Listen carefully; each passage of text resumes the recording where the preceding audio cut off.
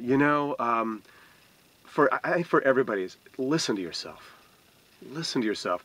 We have got so much internal wisdom. We know better than anybody else. But somewhere along the way, we got it either talked out of us or coerced somehow that there was an internal voice that knows best for us, and we stopped listening. And we start looking outside of us for our well-being. We start looking outside of us to, I'll be okay once the economy shifts, or I'll be okay once, I get into a better job, or I'll be okay if I get the blessing of this person right here.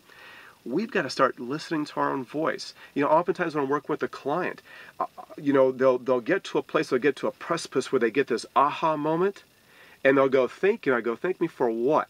I didn't tell you anything. You told you.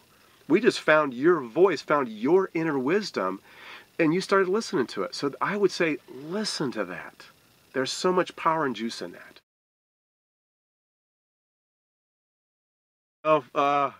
Funny story. I didn't always love speaking. When the first time, when I was in the military, the first time they asked me to stand up and give a military training, I felt like I was going to pass out. I was so terrified. And there weren't strangers in the audience. I mean, they knew me, but I was so afraid of that. Part of it was I wanted to overcome that, and the other is I found that when I'm able to communicate a message sincerely, that it impacts others.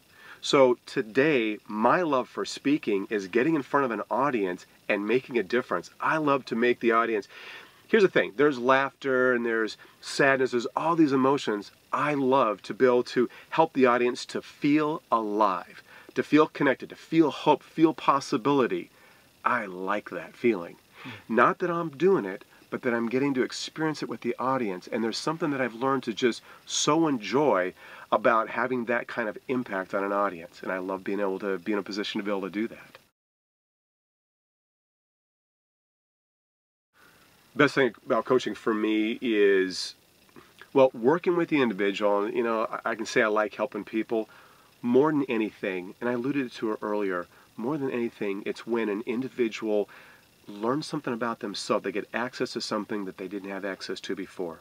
There's a true moment when they realize something about themselves, and we've heard that the light bulb comes on, the aha. When I experience that in a client, that is pure joy. That is what we're working together for. Because in that moment right there, it's not me, it's all them. And they found out something about themselves. There's an we're talking about empowerment conference, right? There's an empowered feeling that they've got in that moment that just simply us working together help them to get to. But once they've got it, and of course I make sure to chronicle it, I make sure to make a big deal of it so they never forget this moment. It's those times right there that will make an absolute difference in the rest of their life.